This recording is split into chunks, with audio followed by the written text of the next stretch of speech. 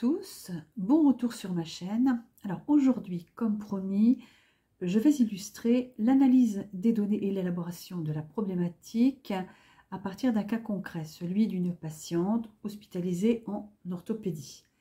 Alors, la problématisation lors des études infirmières est abordée donc dans le cadre de l'UE 3.1,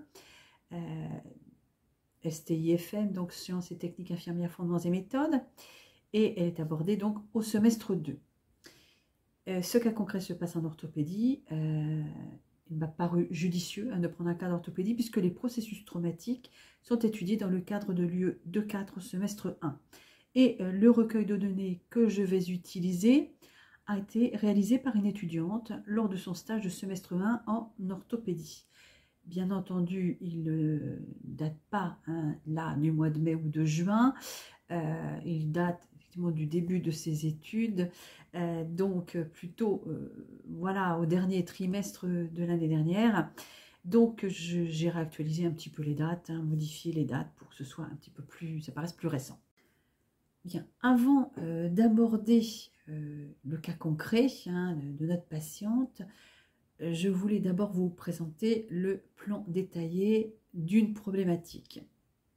Alors, dans une problématique, la première chose qu'il faut faire, bien entendu, c'est présenter la personne avec son identité, sa situation sociale et familiale. Ensuite, on fait un focus sur le début de la prise en soins avec la date et le motif d'hospitalisation, de prise en soins, ça, parce que ça peut être une consultation, une entrée en EHPAD, et les circonstances et les modes d'entrée, ainsi que le parcours de soins.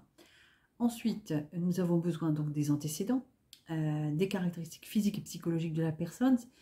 Alors, les antécédents, ce sont ceux qui ne posent pas forcément de difficultés, mais sont nécessaires à l'analyse de la situation. Ensuite, on doit retrouver l'histoire de la pathologie, ou des pathologies, parce que parfois il y en a plusieurs, avec un ordre chronologique, donc quel est le diagnostic,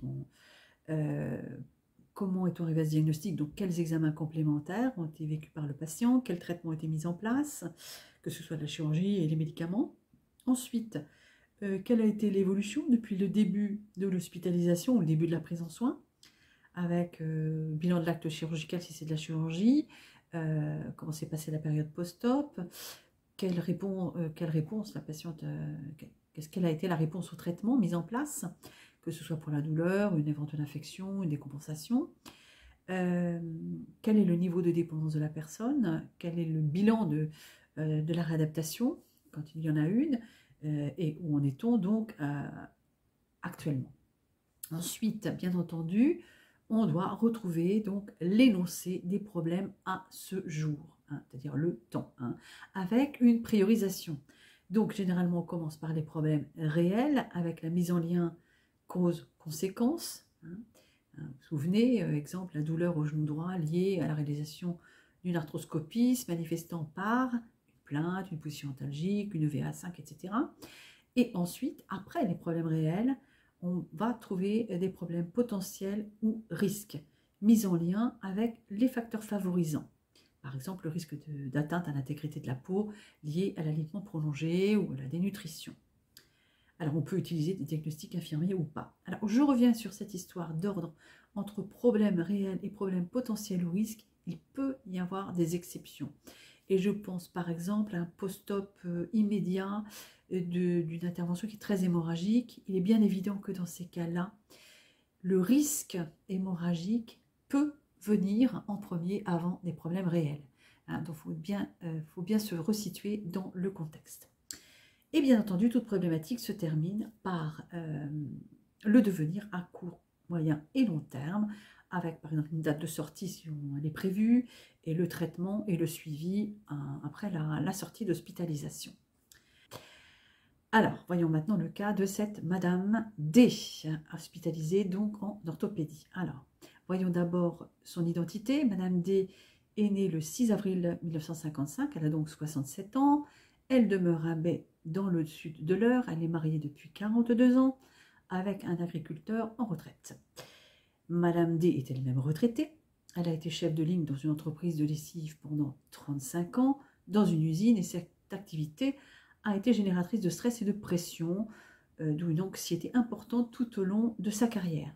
Elle a un fils de 34 ans, couvreur, qui est marié, père de 2 enfants, qui sont pris en charge par Madame D le mercredi et le samedi. Madame D est assurée sociale, elle bénéficie d'une mutuelle qui couvre donc tous les frais inhérents à son hospitalisation. Voyons maintenant la date et le motif d'hospitalisation, qui font partie des données qu'on doit absolument recueillir. Donc, elle est entrée à la clinique X le 29 mai 2022 pour être opérée d'une prothèse totale de hanche le 30 mai. La durée du séjour est estimée à 10 jours selon le chirurgien et en accord avec celui-ci, il a été prévu que Madame D n'irait pas en soins de suite et de réadaptation, donc pas de rééducation prévue après l'hospitalisation. Voyons maintenant les antécédents personnels de Madame D. Donc, dans ses antécédents médicaux, nous trouvons une obésité avec une IMC donc à 30,1, puisque Madame D pèse 80 kg pour 1,63 m. Elle présente également une forte scoliose, une coxarthrose et une insuffisance veineuse. Donc, vous voyez, le recueil de données, bien sûr, n'est pas parfait. Par exemple, ici, on peut se demander si la coxarthrose est bilatérale ou pas. Alors ensuite, dans ses antécédents chirurgicaux, on retrouve une fracture de cheville gauche il y a 20 ans, un stripping des 2 saphènes il y a 20 ans et un hallux valgus opéré il y a 8 ans. Là, il y a une faute d'orthographe, c'est hallux valgus. Alors, ensuite, voyons les caractéristiques, les habitudes et les conditions de vie de Madame D. Alors, au niveau physique, elle porte des lunettes depuis l'âge de 9 ans et depuis peu, porte des verres progressifs. Le dernier rendez-vous ophtalmo date de moins d'1 an. Elle présente une obésité avec une IMC à 30,1. Alors peut-être que le mot obésité, là aussi, n'est pas approprié. On peut parler de surcharge pondérale. Ensuite, il est noté dans ce recueil de données qu'elle porte des dispositifs médicaux. Bon, je dirais, voilà, elle a tout simplement une canne pour aider à la marche. Et elle trouve que cela n'est pas pratique pour assurer ses activités ménagères et de jardinage. Il est précisé entre autres qu'elle aime beaucoup la randonnée, qu'elle définit comme sa passion, mais il y a environ 6 mois, sa coxarthrose douloureuse l'a empêchée de poursuivre cette activité. Au niveau des caractéristiques psychologiques, elle est proche de sa famille, elle habite à proximité de son fils, elle garde ses 2 petits-enfants 2 fois par semaine. Elle aime communiquer, elle parle facilement d'elle, de sa famille, de sa santé. Et elle a de nombreux amis, mais elle les voit moins, puisque avec sa coxarthrose, cette coxarthrose l'empêchait de les voir comme elle l'aurait voulu. Et de plus, comme elle n'aimait pas trop parler de ses problèmes de santé aux habitants du village, elle évitait de se promener en ville les derniers temps. Les douleurs liées à sa coxarthrose la limitaient dans les activités de jeu avec ses petits-enfants et elle devenait de moins en moins patiente avec eux. Alors, on trouve également dans ce recueil de données un résumé d'hospitalisation avec l'évolution physique de Madame D pendant l'hospitalisation. Donc, Madame D est hospitalisée donc depuis 5 jours. Nous sommes à J5 de son hospitalisation dans un service de courte durée qui est la chirurgie orthopédique. Et après la pose de sa prothèse totale de hanche, elle reprend progressivement la marche qui lui semble moins douloureuse et elle est dépendante pour ses soins d'hygiène concernant la toilette de ses jambes et de ses pieds. Et son degré de dépendance reste stable. Au niveau psychologique, elle a bien accepté son hospitalisation, elle est participative avec les soignants, elle respecte les consignes relatives à la prévention de luxation de prothèses, et elle dit garder un bon moral grâce à la visite régulière de son ami et aux appels téléphoniques réguliers de ses proches. Elle est communicante et ne s'ennuie pas. Et au niveau social, elle cherche à avoir des contacts avec les autres patients, elle communique avec l'équipe soignante et elle a le projet de rentrer à domicile. Donc, dans les données recueillies par cette étudiante, bien entendu, nous trouvons également le traitement de Madame D, qui était présenté sous forme de tableau, où on retrouve donc les médicaments que prenait donc Madame D chez elle et ensuite au cours de l'hospitalisation. Donc, vous voyez que ce tableau est présenté d'une manière standardisée. On a la DCI, le nom de la spécialité, la famille, les indications, l'indication pour le patient et la surveillance de ce traitement. On demande ce travail aux étudiants afin qu'ils intègrent les connaissances pharmacologiques nécessaires à la prise en charge des patients. Et en faisant ces fiches, petit à petit, ça rentre tout seul finalement, puisqu'il y a des médicaments qui sont quand même redondants dans les prises en charge. Alors ici, on voit que Madame D a pas mal de choses qui manquent. On n'a pas voilà les doses journalières, on ne sait pas combien elle en prend. Bref. Alors, dans les traitements, moi je ne vais pas tout détailler. Vous pourrez faire pause pour voir de plus près ce traitement. Donc, ce qu'on retrouve finalement dans ce traitement, c'est qu'elle était sous X-Prime et Structum quand elle était chez elle. En hospitalisation, donc elle est sous antisquénant, elle a l'Acupan, du Profénide, du Forlax, de l'Inexium, le Xarelto, du Vénofer, du Myolastan et de l'Extranase. Comme je vous l'ai dit, je ne rentre pas dans les détails. Je vous laisse faire pause pour que vous voyez le traitement plus en détail. Bien entendu, il y a également le protocole relatif à la prise en charge d'un patient opéré lors d'une pose de prothèse totale de hanche qui est appliqué. Je ne vous l'ai pas mis en détail. Ces protocoles sont standardisés dans les différents établissements. Donc les précautions sont les mêmes. Ce qui va nous intéresser vraiment, là, ce sont les habitudes de vie, conditions de vie de Madame D chez elle dans l'institution et l'évolution dans le tableau que je vous avais montré dans une précédente vidéo selon les 14 besoins de Virginia Anderson. Et on va voir ce que cette étudiante en a fait. Alors, pour le besoin de respirer, il n'y a rien de noté tout simplement parce que ce besoin n'était pas perturbé. En revanche, pour le besoin de boire et manger, eh bien, on retrouve certaines manifestations, on pourrait dire de dépendance selon Virginia Anderson, en tout cas des choses perturbées. Alors on sait, là encore, je vais essayer d'être plus courte, avant l'entrée dans l'institution, c'est quelqu'un qui avait des repas à heure fixe. Il y a même des exemples de repas qui sont donnés. Elle dit prendre en fait 2 repas assez complets pour le déjeuner et le dîner, qu'elle a une préférence pour le salé et le sucré, qu'elle supporte peu les épices, qu'elle faisait la cuisine et les courses, sauf les derniers mois, à cause de sa hanche, et que son mari avait pris le relais, ce qui était source de disputes. Bon, elle est assez classique dans ses menus. Elle est porteuse donc d'une prothèse à la mâchoire supérieure depuis de nombreuses années, et il lui manque 2 molaires à la mâchoire inférieure. Elle boit peu d'eau et de jus de fruits. Elle consomme surtout du cidre. Alors voilà, qu'elle fabrique donc avec les pommes de son exploitation. Elle ne boit pas de vin quotidiennement et ne boit pas en dehors des repas. Et elle a déjà suivi un régime, mais n'a pas réussi à le respecter. Elle se laissait tenter. Pendant l'hospitalisation, eh bien, elle a gardé le même appétit. Elle mange au fauteuil depuis J2, devant la télé, le midi en particulier, et elle retrouve finalement les mêmes aliments que chez elle. Elle trouve les repas simples, classiques, elle est globalement satisfaite. Cependant, à son goût, les aliments sont trop fades. Pas assez de sel et pas assez de sauce. Alors, qu'a noté l'étudiante en tant que bilan, évolution, conséquence, donc AJ5, c'est qu'à l'hôpital, Madame D boit davantage d'eau. Effectivement, l'eau a remplacé le cidre, mais elle déclare ne pas vouloir boire davantage chez elle. Alors, on peut se poser la question de la nécessité d'une éducation, et en fait, le fait qu'elle boive assez peu quand même, pose la question d'un facteur contribuant à la constipation. D'accord ? Ensuite, à l'hôpital, elle mange moins salé, moins gras. La preuve, elle demande plus de sauce. Alors, est-ce qu'elle a compris pourquoi, effectivement, on lui donnait ce type d'alimentation et que manger trop gras, trop salé, c'est un facteur qui contribue aux pathologies cardiaques et aussi à la surcharge pondérale.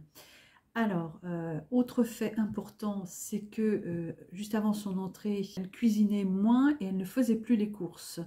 Donc, il faut se poser la question sur le devenir, hein, qu'est-ce qu'elle va être capable de faire à la sortie. Se demander si un réajustement éducatif autour de l'alimentation n'est pas à prévoir.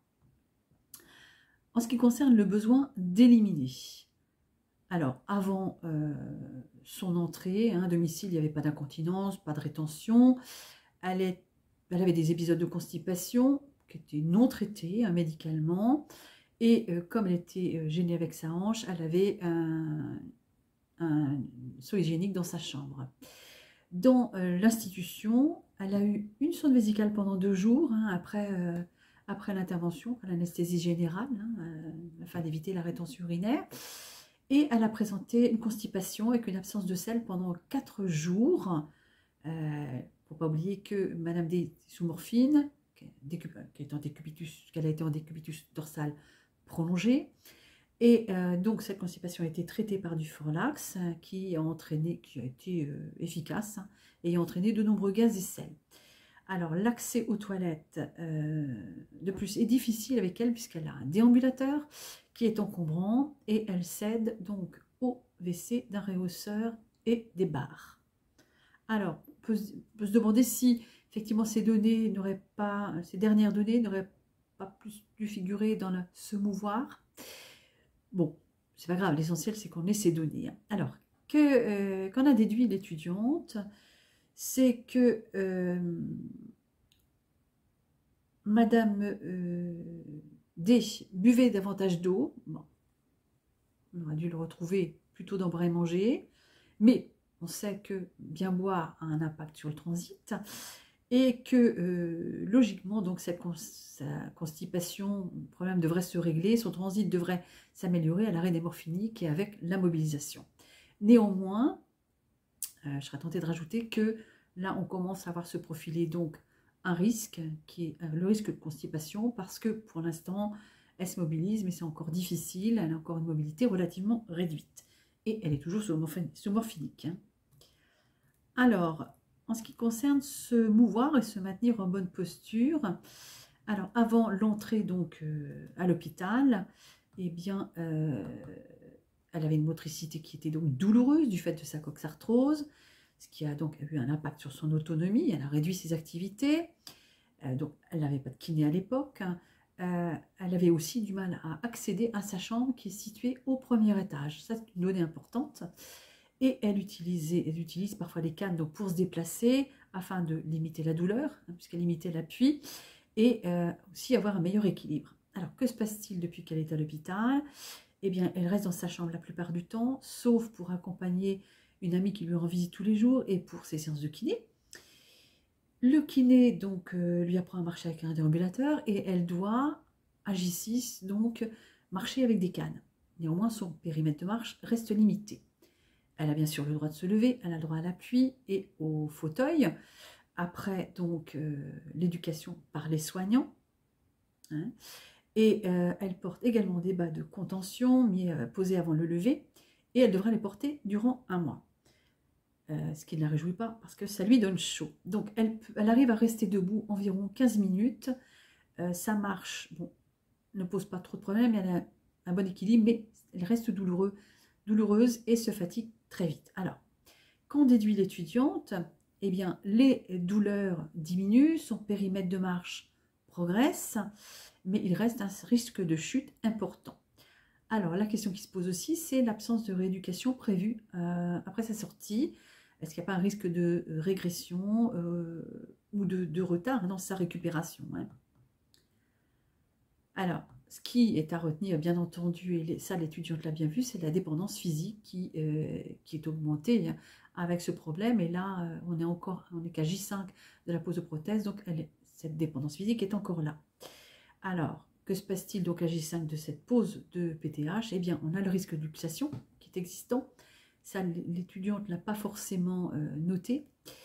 La mobilité réduite, ça, elle l'a identifié mais sans préciser les risques de complications de décubitus qui sont liés à ça, notamment les risques d'escarre, de constipation. Bon, la constipation, elle l'a repéré, et le risque de thrombose veineuse profonde, un type de phlébite. Hein. La douleur, elle l'a identifié, ainsi que le risque de chute. Alors, voyons maintenant le besoin de dormir et de se reposer. Alors, avant l'entrée dans l'institution, Madame D estimait avoir un bon sommeil réparateur, bien qu'elle se lève donc 2 fois par nuit habituellement pour uriner, et elle se couche généralement après le film de la soirée, donc vers 22h30, 23h, ce qui est, paraît-il, l'heure idéale pour se coucher. Et elle se lève à 8h, ça veut dire 9h, 9h30 de sommeil par nuit, interrompu par ces 2 levées. Que se passe-t-il depuis qu'elle est à l'hôpital? Alors, elle n'a toujours pas de traitement pour dormir, hein, mais elle a un sommeil plus fragile du fait des douleurs post-op et de l'environnement de l'hôpital qui est généralement bruyant. Donc, sa qualité de sommeil est moyenne et par conséquent, elle a tendance à dormir sur le matin, elle a du mal à se réveiller et dans la journée, elle est somnolente, ressent de la fatigue. Et à l'hôpital, donc elle est réveillée à 7h et bon, elle se couche à la même heure que chez elle finalement. Elle se lève toujours 2 fois par nuit pour aller aux toilettes, mais bon, elle dit arriver à se rendormir. Par contre, elle trouve les matelas à eau inconfortables. Elle ne peut pas se tourner comme elle le veut, sinon elle glisse. Donc voilà, des barres de lit, des barrières de lit ont été posées.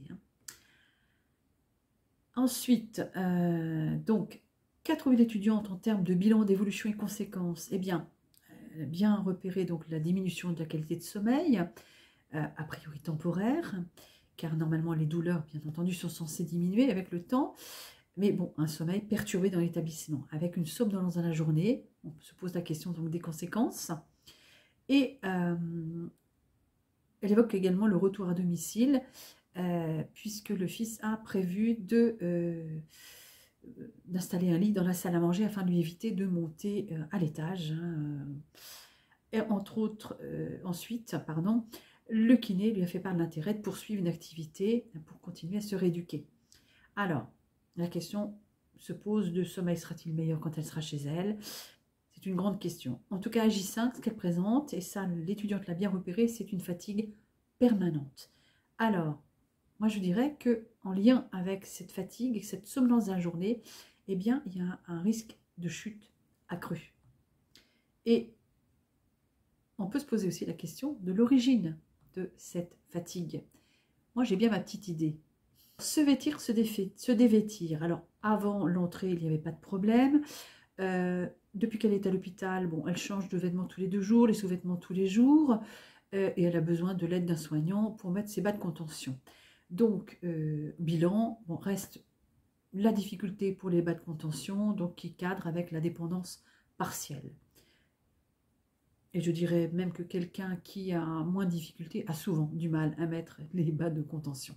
Le besoin de maintenir la température du corps ne pose pas de problème particulier. Alors, nous passons à être propre, soigner et protéger ses téguments. Là, avant l'entrée, elle était autonome, sauf pour les jambes et les pieds, hein, du fait de sa coxarthrose, elle avait des difficultés pour se pencher, et en plus, elle avait des dorsalgies en lien avec sa forte scoliose, donc c'est son mari qui l'aidait.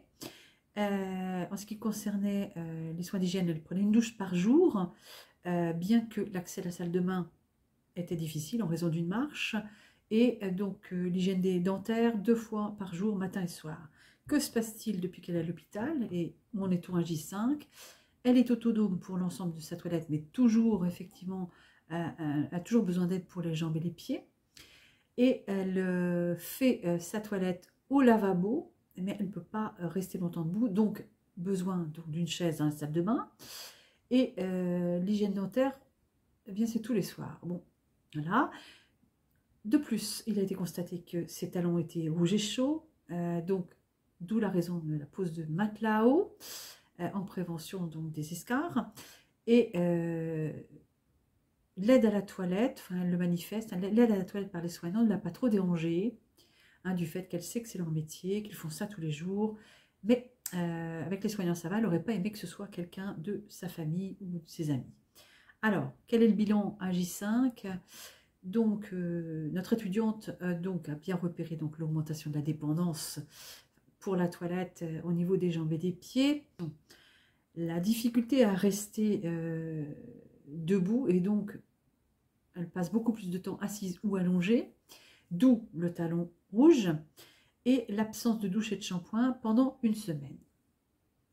Alors, on a donc, on repère tout à fait là, une dépendance partielle pour les soins d'hygiène, une altération cutanée, hein, puisqu'elle a une rougeur au talon, et donc, en lien, donc de toute façon, hein, on fait le lien avec le risque d'escarre, le fait effectivement de ne pas pouvoir avoir une shampoing, de ne pas pouvoir prendre une douche, on peut se poser la question d'une possible perturbation de l'image d'elle-même, se trouvant moins soignée, hein, quand, avoir les cheveux gras, peut-être que c'est quelque chose qui ne lui plaît pas.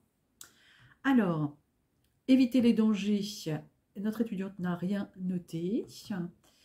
Et bon, a priori, c'est vrai qu'il n'y a pas de notion d'hyperthermie, il n'y a pas de notion de... Elle respecte bien les consignes, donc elle ne se met pas en danger, donc pas de problème. Ensuite, communiquer avec ses semblables. Là, l'étudiante n'avait rien noté non plus. Moi, je dis attention. Alors, ça ne paraît pas évident à tout le monde, mais tout ce qui est problème lié notamment au sens de la vue, au sens de l'ouïe, eh bien, fait partie du besoin de communiquer. Or, on a dans les données la notion des lunettes à verre progressif relativement récent hein, chez Madame D. Et c'est pas anodin. Hein. Alors, bien qu'elle communique bien, elle parle facilement avec les soignants, hein, les lunettes peuvent être aussi donc pourvoyeuses d'un risque de chute, effectivement. Surtout les verres progressifs, il faut un certain temps pour s'y habituer. Ensuite, agir selon ses croyances et valeurs. On n'a pas de données en lien avec ça. Bon, a priori, tout va bien. S'occuper en vue de se réaliser. Alors, notre étudiante a noté... elle entretient des bonnes relations avec son fils, sa belle-fille et son mari, bien entendu, malgré les petites disputes pour les courses. Elle sortait avant l'aggravation de sa coxarthrose, elle a de nombreux amis, ses petits-enfants qu'elle garde. Dans l'institution, alors, elle ne voit pas sa famille qui habite quand même assez loin, mais elle dit que ça ne lui manque pas trop, puisqu'elle les a au téléphone régulièrement, et elle a une amie qui vient la voir d'ailleurs, et ça n'a pas été renoté hein, par l'étudiante. Bon, elle ne se sent pas isolée, il y a un bon contact avec les soignants et les autres patients. Elle est en chambre double. On a une précision qu'on n'avait pas jusqu'alors. Alors, quel bilan en fait l'étudiante? Donc, elle ne voit plus tous ses amis, elle ne voit pas non plus sa famille visuellement, donc on peut se poser la question d'une rupture sociale. Elle a le projet de retourner à domicile. Alors moi, je serais tentée de dire rupture sociale, non, évidemment, c'est restreint, mais elle ne se sent pas isolée. Ensuite, le besoin de se divertir. Alors, à domicile, bon, avant de rencontrer, d'être limitée hein, par sa coxarthrose, elle faisait de la randonnée, passion donc qu'elle a dû un petit peu mettre de côté du fait des douleurs. Donc, des difficultés pour maintenir ses activités les 6 derniers mois. Et elle continue à jardiner, mais avec difficulté, hein, avec l'aide de son mari. Donc, dans l'institution, que fait-elle? Alors, dans la journée, elle regarde la télé, elle a le téléphone avec sa famille, elle lit les livres et les journaux, elle reçoit la visite donc d'une amie, puisque, comme elle avait précisé dans l'autre besoin, la famille est trop éloignée pour venir la voir. Mais selon elle, les journées passent vite, elle ne s'ennuie pas et se repose beaucoup. Alors, quel bilan on peut faire de tout ça? Alors, effectivement, elle ne fait plus de randonnée, elle jardine moins, c'est remplacé par le téléphone et la lecture. On peut dire qu'elle a des activités individuelles plus que des activités collectives. Et de toute façon, à l'hôpital, ça se justifie. En tout cas, elle ne s'ennuie pas. Et c'est, je dirais que là, on n'a pas non plus de problème identifié. Alors, le besoin d'apprendre. Alors, avant l'entrée dans l'institution, pas de problème signalé. Et dans l'institution, ce qu'on sait, c'est qu'elle a bien intégré les consignes relatives à la prévention de la luxation de prothèses. Donc en termes d'apprentissage, c'est quelqu'un qui a des capacités donc, à s'adapter et à intégrer de nouvelles connaissances, notamment en rapport avec son intervention et effectivement les activités qu'elle va pouvoir se permettre après. Alors, on voit qu'il y a eu certains problèmes hein, d'identifier. Qu'en est-il de la problématique de Madame D? Il est bien évident que là, la problématique, c'est moi qui l'ai rédigée, puisque l'étudiante qui avait fait ce recueil de données était en semestre 1, et donc en semestre 1, on ne leur demandait pas la problématique, mais d'identifier des besoins perturbés. Alors, que peut être cette problématique? Alors, présentation de la personne, le focus sur le début de la prise en soin et les antécédents caractéristiques. Alors, qu'est-ce qu'on peut dire de tout ça?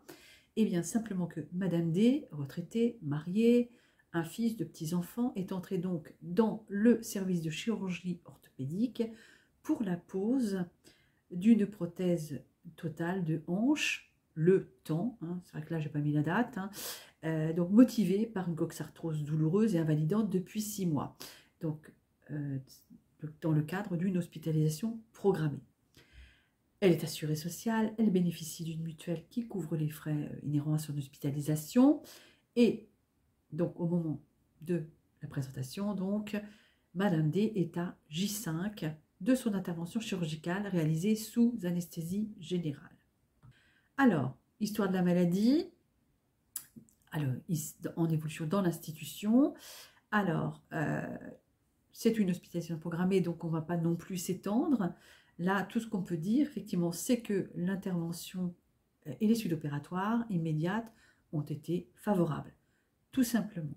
Ensuite, l'évolution, eh bien, on ne va pas non plus, on pourrait donner certaines choses d'emblée, mais il va y avoir, vous allez pouvoir le constater, beaucoup de choses mises en lien avec les différents problèmes identifiés. Donc, pour éviter d'être redondant, eh bien, on va avoir la réponse au traitement et le niveau de dépendance dans la partie suivante, avec l'énoncé donc des problèmes du jour et leur priorisation. Parce que sinon, effectivement, on peut le faire, hein, mais c'est très très redondant et on répète 2 fois la même chose. Donc, alors, justement, voyons l'énoncé des problèmes. Alors, Madame D est à J5 de la pose d'une PTH, elle est donc exposée à un risque de luxation. Et à ce jour, elle respecte donc les consignes éducatives relatives aux mouvements interdits et autorisés. Et elle mobilise la jambe opérée avec la jambe non opérée. Elle a le droit à l'appui et au fauteuil, néanmoins sa mobilité est réduite du fait du vieillissement physiologique, de sa forte scoliose, d'une surcharge pondérale avec un IMC à plus de 30 pour lequel aucun régime alimentaire n'est prescrit à ce jour. Vous avez pu le constater dans les données, elle a simplement des repas équilibrés en fait. De plus, elle se plaint de douleurs liées à l'intervention et de douleurs arthrosiques majorées lors des séances de kinésithérapie. Elle est soulagée par ces traitements antalgiques, par les anti-inflammatoires et le myorelaxant. À ce jour, le VA est coté à 3. Elle ne présente aucune baisse de vigilance, ni hypotonie musculaire. Toutefois, elle est somnolente dans la journée. Ce qui peut favoriser donc le risque de chute, risque accru par le contexte arthrosique douloureux, la mobilisation réduite, le port relativement récent des lunettes à verre progressif. Par ailleurs, elle ne présente aucune brûlure gastrique, ni nausée, ni vomissement pouvant être induit par l'anti-inflammatoire, puisque ce risque est prévenu par l'Inexium. Elle bénéficie de séances de kinésithérapie pour favoriser sa mobilisation et la reprise de la marche. À ce jour, elle se déplace avec un déambulateur et demain J6, elle pourra marcher, enfin il est prévu la marche avec canne. Donc vous voyez qu'on retrouve beaucoup de choses et beaucoup de liens, et notamment donc on reprend les différentes étiologies ou facteurs favorisants. On retrouve également les traitements.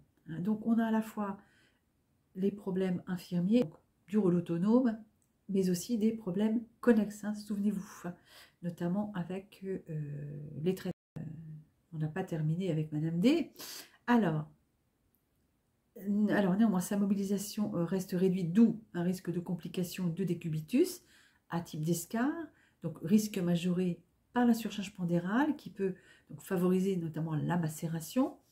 Un matelas haut a été installé, mais elle le supporte difficilement car elle dit glisser lorsqu'elle se tourne. Une barre de côté opposé à la PTH a donc été prescrite afin de l'aider à se tourner et prévenir le risque de chute. Autre risque de complication décubitus, c'est la constipation, risque en lien avec le ralentissement du transit lié d'une part au vieillissement physiologique, à la faible hydratation. Elle ne boit que pendant les repas. Alors, par contre, il nous manque une donnée, on ne sait pas quelle quantité exactement elle boit par jour. Donc, d'où l'importance d'avoir des données précises. Mais aussi l'anesthésie récente et les traitements, bien sûr, par morphinique. Alors, n'ayant pas eu de sel pendant 4 jours, du Forlax a été prescrit. Et alors, là aussi, pour compléter, pour avoir une problématique correcte, il nous manquait des données. La dernière selle date du, on ne sait pas, qualité candidée. On sait qu'elle a eu des selles de nombreux gaz, mais on ne sait pas exactement quand. Elle ne présente aucune douleur abdominale. C'est pareil, ça n'est pas précisé. Mais bon, là, on part de l'hypothèse qu'elle n'a pas eu de douleur abdominale ni de diarrhée, pouvant être induite par le laxatif, mais c'est quelque chose qu'il faut rechercher. Donc, il y avait des données manquantes. Ensuite, les complications thromboemboliques, type de phlébite, en rapport avec la mobilisation réduite et une intervention chirurgicale récente sur le petit bassin, qui est très pourvoyeuse de thrombus. Donc, un antithrombotique inhibiteur du facteur 10A, Péros, a donc été prescrit, le Xarelto, et ce dernier expose Madame D, donc du coup, à un risque hémorragique moindre, mais il existe. De plus, pour favoriser le retour veineux, la pause de bas de contention a été prescrite pendant 1 mois. Madame D les supporte difficilement, elle dit qu'il lui donne chaud. Donc à ce jour, elle ne présente aucun signe clinique en faveur d'une phlébite. C'est donc une hypothèse de ma part. Il faudrait effectivement s'appuyer sur un complément de données dans ces cas-là. Donc aucune douleur, ni crampe des mollets, ni rougeur, ni chaleur, ni perte de ballon du mollet, etc. Ni manifestation hémorragique, pas d'épistaxie, ni d'hématurie. Donc ça, ce sont les choses, c'est pour ça que c'est en italique. Je pars de l'hypothèse qu'elle n'a pas de signe. C'est pour ça que le recueil de données doit être très précis, le plus exhaustif possible. Et c'est pour ça que en première année, on demande beaucoup de détails pour que les étudiants s'habituent effectivement à des recueils de données les plus complets possibles, de manière à faciliter leur analyse, tout simplement. Donc, en outre, alors, c'est pas fini, la réduction de la mobilité donc, génère une dépendance partielle pour les soins d'hygiène, d'autant plus qu'elle présente donc, une fatigabilité constante. Et cette fatigabilité donc, est accrue aussi par le sommeil perturbé. Donc, à ce jour, elle effectue seule au lavabo sa toilette du haut qui nécessite une aide pour le dos et les membres inférieurs. Et elle n'a pas eu donc de douche ni shampoing depuis 5 jours. Elle qui prenait donc une douche quotidienne. Et c'est là qu'on pourrait rajouter dans cette problématique un risque d'altération de son image corporelle, du fait notamment qu'elle n'ait pas eu par exemple de shampoing. Et si c'est quelqu'un qui est coquet, ça va être difficile à vivre quelquefois. Bon, manifestement, on n'a pas de notion de ça, mais voilà. Alors, c'est là que je vous ai dit, j'avais ma petite idée, effectivement, mais l'étudiante de S1 ne pouvait pas faire ce lien. La fatigabilité constante, elle peut être en rapport aussi avec la déperdition sanguine en lien avec le geste opératoire, parce que une pause de PTH, c'est quelque chose de très hémorragique. Donc, en lien avec le geste opératoire hémorragique, on a une anémie donc par déperdition sanguine et à être prescrit du Venofer. On aurait dû avoir dans les données le résultat du bilan biologique en lien. Une ENF, au moins ça, si ce n'est effectivement le dosage du fer. Mais comme le problème effectivement n'avait pas été identifié par l'étudiant, eh bien on ne trouve pas cette donnée. Alors par ailleurs, Madame D comprend la nécessité de son hospitalisation. Elle est participative et communicante avec les soignants et les autres patients. Elle a des visites et appels téléphoniques de ses proches et dit ne pas s'ennuyer et garder le moral. Elle ne se sent pas isolée. Et pour conclure, eh bien, on termine avec le devenir. Qu'est-ce qu'on a comme données? Eh bien, elle a le projet de rentrée à domicile, ce qui est prévu dans 5 jours. Je vous rappelle que l'hospitalisation était initialement prévue donc de 10 jours. Apparemment, tout va bien, donc ça devrait être le cas. Et son fils aménagera un lit donc, au rez-de-chaussée pour éviter la montée d'escalier vers sa chambre. Voilà ce que ça peut donner. hein, au niveau de la problématique. Hein, j'ai fait le choix de la présenter sans diagnostic infirmier au départ, parce que bon, tout le monde d'ailleurs n'accroche pas, hein, avec les diagnostics infirmiers. Mais ce qu'on aurait pu trouver, donc, si on reprend cette problématique, c'est qu'au lieu de parler de mobilité réduite, eh bien, on parle donc d'altération de mobilité physique liée, hein, donc liée au vieillissement. Là, on a bien les liens, hein, et donc, et la manifestation, on va la retrouver aussi, hein, on la retrouve à plusieurs endroits dans la problématique.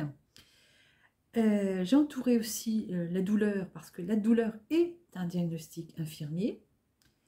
Bon, pour le risque de chute, bon, c'est vrai qu'il n'y a pas de diagnostic infirmier risque de chute, c'est plutôt risque d'accident, mais souvent le risque de chute fait partie des cibles prévalentes, hein, dans les services, et surtout de la traumato d'ailleurs, hein.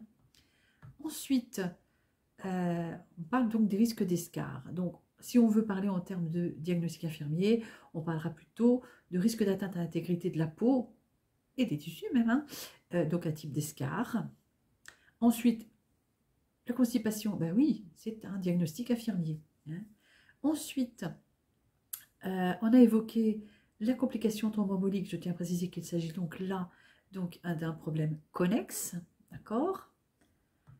Ensuite, qu'avons-nous encore? Alors, la dépendance partielle pour les soins d'hygiène. Si on veut parler en termes de diagnostic infirmier, on aura plutôt donc une incapacité et non pas une incapacité. Je vois que... Donc, on a une incapacité partielle de se laver ou d'effectuer ses soins d'hygiène. Ensuite, on retrouve la fatigue, et fatigue est un diagnostic infirmier. Reste à vérifier effectivement que ça corresponde bien à la définition donc du diagnostic infirmier fatigue, et avec les différentes données subjectives et objectives. Mais a priori, là, il n'y a pas de problème. Et autre chose qu'on aurait pu, dont on aurait pu modifier l'intitulé, c'est le sommeil perturbé. Si on voulait parler en termes de diagnostic infirmier, on dirait perturbation des habitudes de sommeil, hein. Alors voilà, hein, pour cet exemple concret de données qui ne sont pas donc toujours complètes, donc d'où l'importance effectivement de revérifier les données. Alors, il est bien évident que là, on avait un recueil de données d'une étudiante de S1. C'était un recueil de données qui était quand même déjà assez complet. Il manquait quelques petites choses, bien entendu, mais c'est très lié aussi avec le fait qu'elle soit en début de formation et des choses qu'elle ne pouvait pas identifier, cette étudiante, hein. Donc, je reprendrai sûrement des exemples de cas concrets comme celui-là, avec une problématique d'une 3e année, par exemple, parce qu'effectivement, il y a une progression, hein, dans ce que l'on demande aux étudiants tout au long de leur formation, hein. Donc, S1, vous l'aurez compris, on leur demande un recueil de données le plus complet possible, avec donc notamment cette grille des besoins, voir les besoins qui sont perturbés, et de faire une ébauche d'analyse. Analyse finalement qui n'est abordée avec la problématisation qui n'est abordée qu'en semestre 2. Et bien voilà, donc j'espère que cette vidéo vous a plu et surtout qu'elle vous sera utile, que vous soyez étudiant ou que vous soyez tuteur et qui encadrez des étudiants. Voilà, donc je vous dis à très bientôt.